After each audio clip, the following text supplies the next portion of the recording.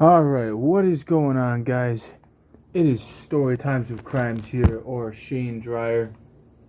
So, I'm going to be playing some Grand Theft Auto 4 while commentating. This is going to be a very long video.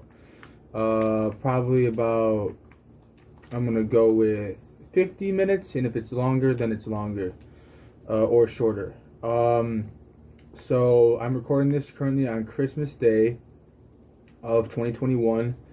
And I have 10 stories for you guys. But real quick before that, I'm just letting you guys know I'm in rehab right now, and I'm actually on a family pass right now, my 8-hour family pass. So I'm doing this to get my life together because basically if I don't complete this program, I go to jail for a year, and then I get 3 months probation and $1,000 fine. But if I do complete the program, which I'm already 3/4 the way through, then I get off of basically a parking ticket is what they're going to reduce it down to. So and that was for taking my mom's credit card and lying to her about it, and she got the investigators on it, and now the state is pressing charges. So yeah, you want to talk about stupidity? There's stupidity for you. Don't do drugs, and if you do drugs, don't steal from your mom. That's the moral of that story. But yeah, we're gonna get right into this. So I have all the stories written down. I'm gonna be pausing. So I'm gonna do this in a style. So basically, sorry, I had a brain fart. So basically, I'm gonna pause it and then play it. So at the end of each story, I'm going to pause the audio recording, and then I'm going to replay it, and I'm going to write down the times for each timestamp next to it, so I can give you guys the timestamp, so it's not all screwed up and stuff. You know what I mean? Because that'll make it easier on me, so I can write down the timestamps and just put them right into the description without even having to go through the video itself, if you get what I'm saying. So actually, we're at 2 minutes and 23 seconds right now. I'm going to pause this, and then we're going to get into the first story, and we'll go get a pen to write with. Alright, you guys, so this first story I entitled the Drunk Puke Story number 2. So this story takes place in Florida. Me and my mom went down to Florida, and we didn't have a hotel to stay in, so she got one of her friends to let us stay in her trailer, in a trailer park in Florida. And I'm going to mention this dog right now because it plays in later. So there was like a stroke dog there that would puke and piss on the floor. And basically when you walk into this trailer, you look to the right and there's a cabinet full of liquor. And let me tell you, when I was using, that was so tempting. And it got to me, and I drank, and I drank, and I drank. And I told my mom, I was like, oh, I have the flu. And she believed it, and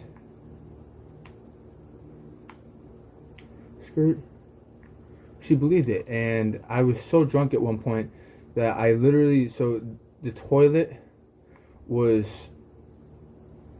right in front of me. It was what I thought it was, but I ended up pissing 2 feet to the left, so I made a huge piss puddle on the floor. Then I was so drunk I accidentally let the dog out. So we're chasing this stroke dog, because the dog had a stroke, so it just piss and shit everywhere, and it was just hopping around the trailer park. We finally got a hold of it, because it would just hop away, because it was so stroked out that it would hop. It wouldn't even like walk or run. So it was pretty sad, but that was that. And the lady, funny enough, she noticed later in the day that her Windex was missing, because my mom used the Windex to clean the floor, which is just because I pissed on the floor. I told my mom I had the flu. She thought I had the flu the whole time. So that's just a great puke story. And I ended up throwing up as well, but I managed to make that in the bowl, unlike the first drunk puke story where I puked all over my friend's apartment. This time I actually made it to the toilet bowl and puked in the toilet bowl because I knew I was sick. But that just shows you right there. So that's the first story, and I'll get the next story in exactly 5 minutes. All right, and so the next story is going to be about my cousin's drunk meltdown at the movie theater. So my cousin at the time was into, and I bet he still is, was into fancy movies. And I forgot the name of the movie, but it was like a movie based in a lighthouse, and it was like black and white. So I don't know if that rings any bells, but if it does for you, then that's wonderful. But he had snuck some IPAs in there, which is like a certain flavor of beer. I'm guessing. I'm not gonna be 100% on that. But they were called IPAs, and he drank. I didn't drink, and we're really lucky because this plays in. So my cousin was so drunk at one point because we had brought like 12 of them in there, and I helped him sneak them in, but I didn't drink any of them. And he got so drunk that he went out the exit door, which alerted the people at the front, and he pissed, and the employees saw him on the camera. So they saw him pee, and they called the cops. They called the police on him, and he's a Democrat, and he's real rebellious. So he would like do things like in public, for example, and this plays in. He argued with the cops, and he was arguing with the cops, and he was gone, and I didn't even know about it up until at this point. I didn't even know about it. I was just sitting there in the movie theater thinking, "Where's Orion? Where's Orion?" You know. And I went out to the front finally, and I asked about Orion, and the employees pointed, made like, you ever seen somebody like make that certain face with their lips that lets you know that they're like disappointed? The employees made like a disappointed face, and they pointed outside, and I seen the cops out there, and I was like, "Oh fuck." So I sat there and I debated for like a minute if I should go out there because I get nervous around cops, and so I decided to go out there and help him. And I had to finally I had like coerced the cop. I had to apologize and apologize and apologize, and I finally got the cop to calm down. And he breathalyzed me and told me that I was okay. But he said if my cousin was banned, he got banned from that movie theater. Again, I forgot the name of the movie theater, but he got banned from it, and this was probably like 3 years ago, so I had to drive home. And I mean, like, he was bad-mouthing that cop even after I had talked to him, and I was pissed at him. I was like, dude, what the fuck is going on? Like, dude, are you serious? Like, come on. And I drove home, and nothing really happened after that. Actually, real quick before I end this story, a deer ran out in front of the car, and I almost hit it, but I missed it, dude. I actually one time I actually got drunk and drove. I missed like 3 deer. Like 3 deer ran out in front of my car on 3 separate occasions, and all the times I dodged them, and 2 raccoons too. That all in one night. Like, wow, you know. But let me pause this, and the next story is coming in right now. All right, and then this next story. So. Oh shit, I went to the windshield when I paused to look at the paper for the next story. But the next story is about me. I got pulled over on a one-way street high and drunk. So I hung out with this gangster, and our hangout wasn't really eventful. We smoked, and he gave me a bottle of Hennessy. I dropped him off, and on the way back to my college dorm, I was blasting Pantera. I was stoned as fuck, and I wasn't drunk, but I was tipsy because he had drank most of the Hennessy, and I had drank a little bit as well, and there was like a little bit left in the bottle. So I was like literally driving, holding a bottle of Hennessy with one hand and steering with the other. And I was so stoned and drunk that I went down a one-way street heading the wrong direction, and the cops pulled me over. And now let me tell you, when I seen the flashing lights, I pulled my car right over, fucking put through it in park. Fucking hit the light as hard as I could, gathered all my papers, and before I'd gathered the papers, I'd cascaded, shot that Hennessy bottle down onto the passenger side underneath. So like I threw it on the floor, and 2 cops pulled up because this was in the city, you know, because when a cop pulls somebody over in the city, you know, they all gather around. That's just how it is. I remember one time in Florida, there was a guy sitting on a bike, and they had like 8 cop cars around him. I was like, dude, like, you guys are about to kill this guy or something? Like, holy crap.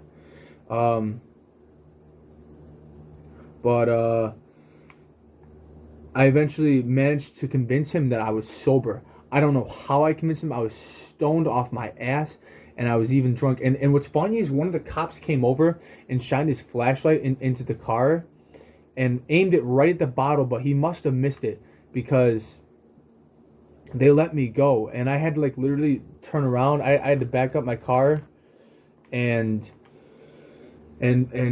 all that in front of the cops while inebriated. And let me tell you, you know how hard that is to try and act as straight as possible when you're messed up like that. It's really difficult. But I managed to turn it over, or not turn. I just flipped my car, so I just said turn it over. No, I managed to pull it off, is what I meant to say. And God, I got so lucky with that. So lucky, but that was that story time. And actually, the next story time, I'm just gonna get into it right now because I remembered it off the top of my head. So this is stolen dab carts. So if you see on my Instagram, there's one post where I was holding onto a car while riding my bike.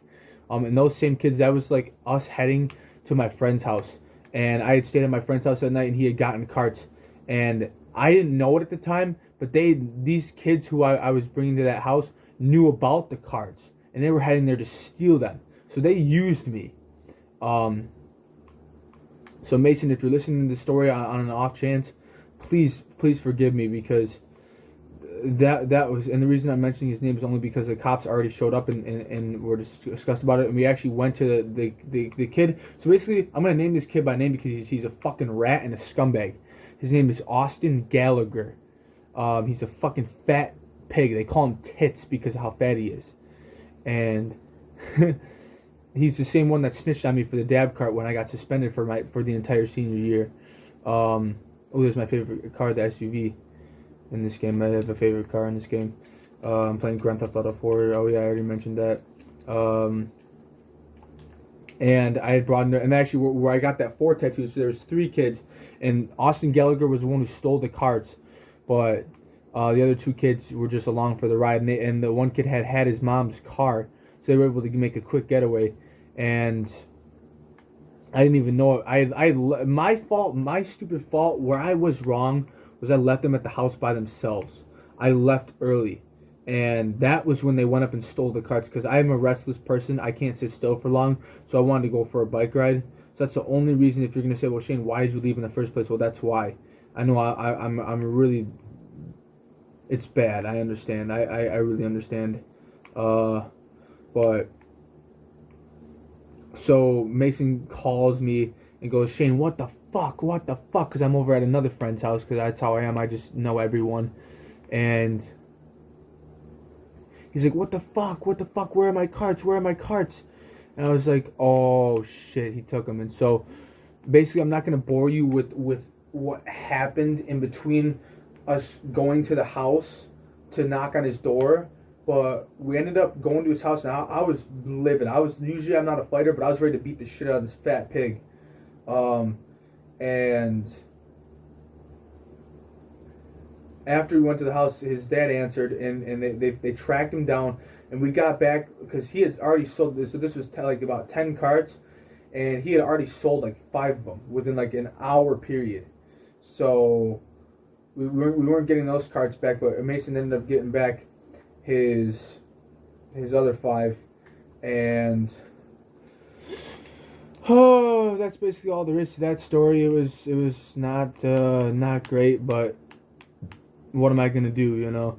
I'm thinking this video is probably gonna be like 30-40 minutes. It's not gonna be super long, so that's always nice and dandy.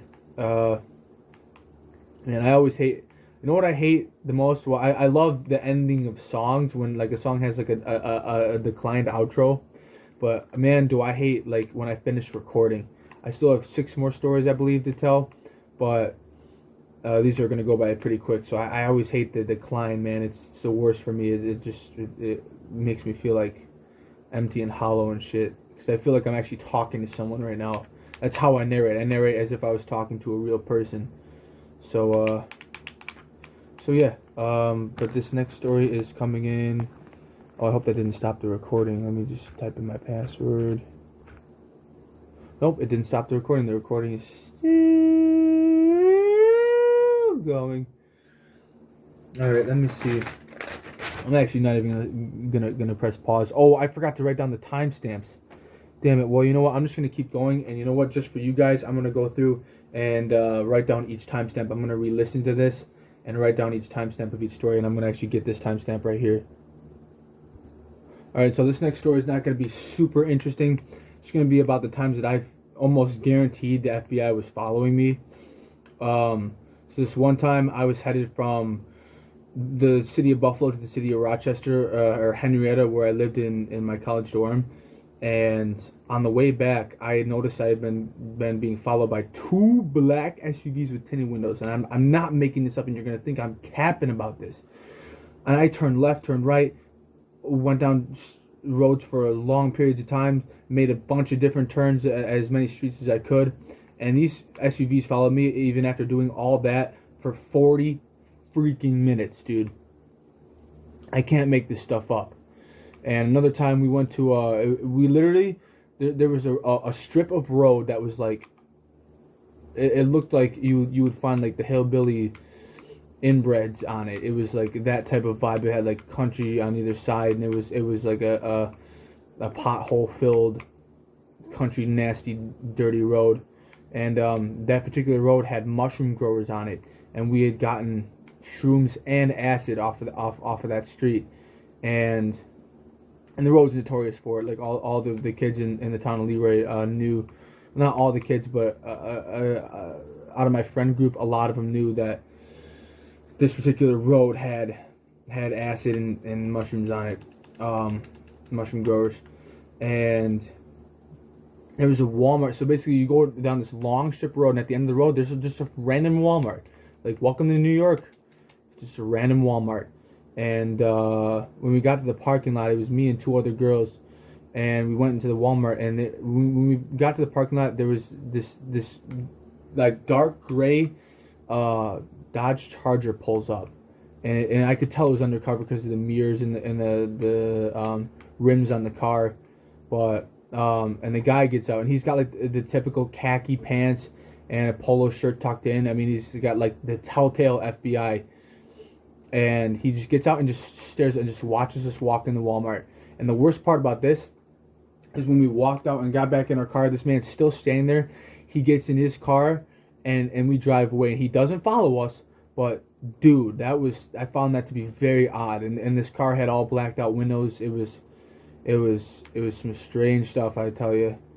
So that was that story. Let me type in my password again, because my phone has automatic screen sleeper. Let me pause this right here at exactly 18 minutes. Next story.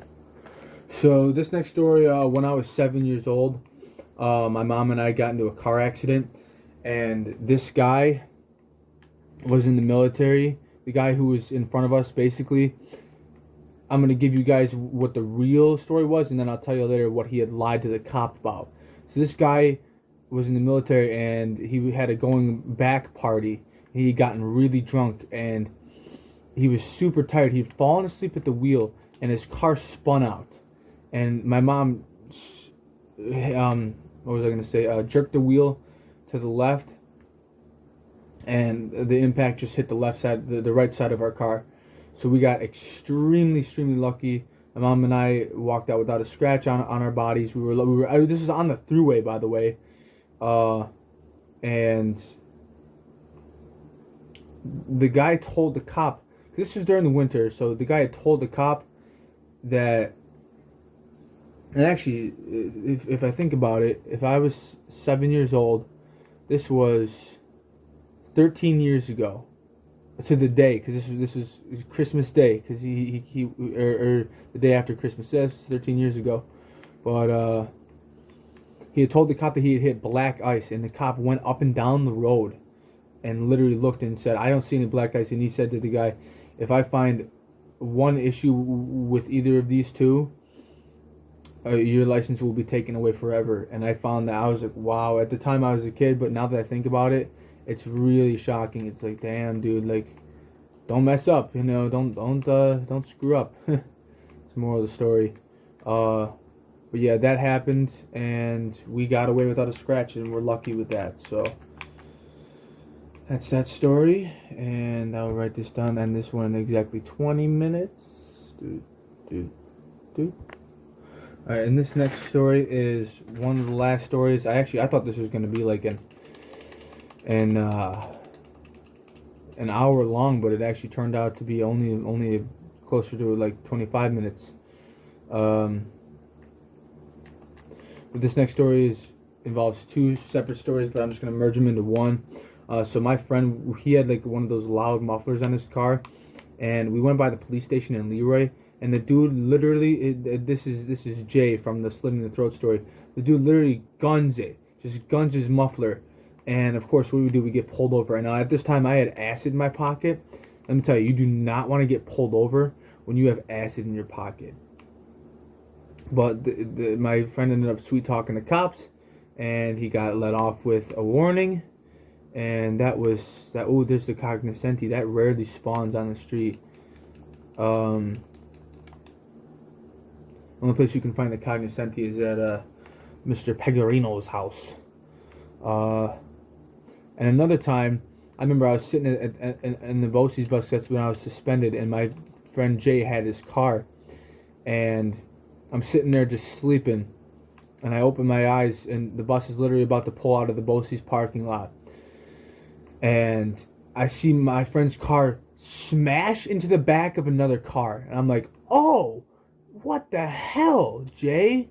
His name isn't Jay, like Jay. I'm just using the first letter of his name, but I was thinking, what the hell? And it turns out he was lighting a cigarette and wasn't paying attention and just hit the gas. Freaking idiot. Freaking idiot.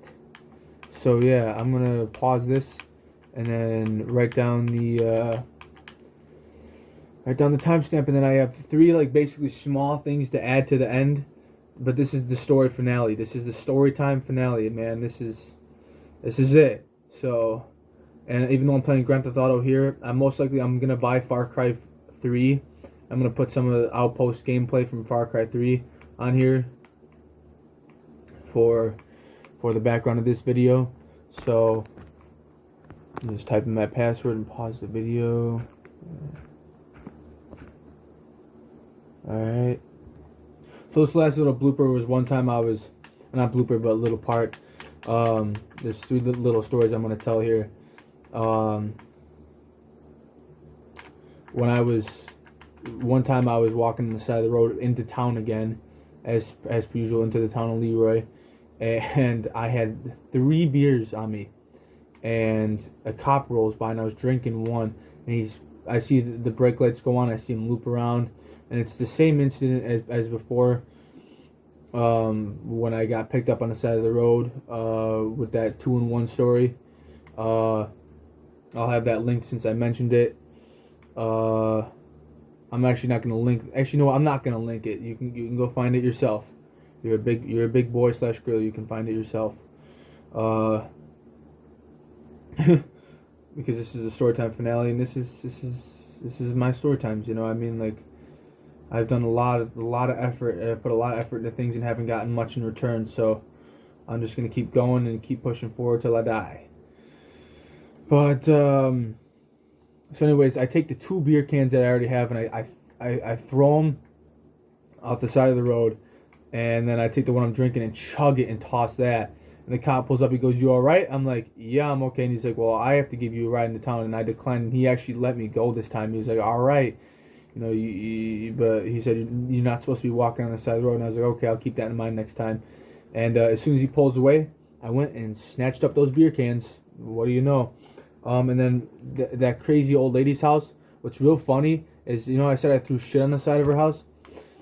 Well, I found out that the kid ended up having, so the kid who told me about it originally, who let me stay there even though his family was insane. The only reason why I threw shit on the side of their house is because his family was absolutely insane and asked me to kill people and kick me out during COVID and almost had me homeless, with no warnings or anything, except for the music. And he ended up having to scrub it off, and he goes, quote, "I had to scrub something funny off the side of my grandma's house," and we told him that it was shit. So yeah.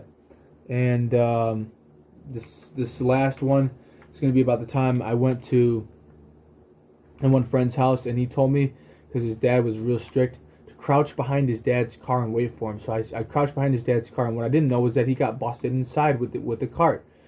So now I'm sitting here, and his dad comes out, and I booked it. I ran down the road, and his dad chased me down, and he ended up calling the cops on me, and basically he was saying like, "Oh, I ought to sock you in the jaw or sock you in the jaw." He's one of those types that was acting all tough, but I knew he wasn't about shit. He's just a white boy and all that shit. I mean, I'm white too, so I don't say. I mean, I'm not about anything either. You know, I mean, like if you fuck with me, I'll fuck you up. But I mean, I'm not like looking for fights and shit.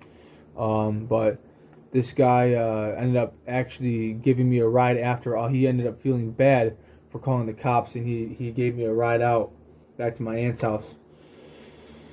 So yeah, that's basically all there is. Peace, love, and happiness, and take it easy, y'all.